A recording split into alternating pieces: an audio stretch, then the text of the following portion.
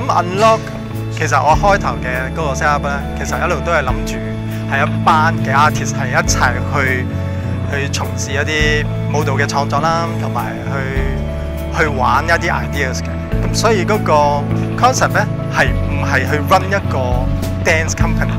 其實呢個咁自由、咁開放嘅一個咁樣嘅概念咧，其實係好難，即係大家走埋一齊嘅。佢係可以 by project 咁樣去完成，但係佢好難即係長時間去咁樣去maintain嗰個咁樣嘅 concept。咁所以我就改變啦，即係開始去邀請一班我覺得好有 potential 嘅一啲 artist， 即係 young artist 入嚟啦。即係佢又可以做一個 dancer 嘅一個嗰種嘅身份，做一種嗰個表演，但係同一時間咧，佢又有一啲即係好想去繼續做創作嘅呢啲咁樣嘅一個創作人嘅身份，叫做 resident artist。點解會係呢4個嘅 artist 係？其實我冇去特定去即係 set 一個4個人嘅嗰個咁嘅單位嘅。其實我係喺一個 by chance 嘅一種情況之下去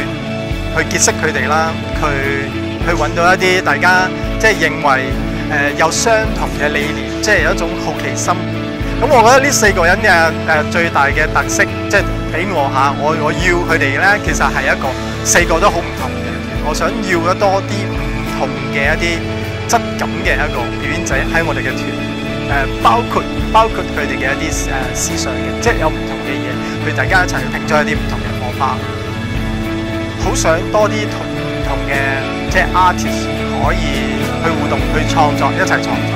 咁我覺得即係同多啲唔同嘅一啲 media 或者 art form 去框嘅時候，我覺得嗰個 shape 又好，或者係一種 spirit 又好，或者係一種 concept 又好，係越嚟越清楚嘅。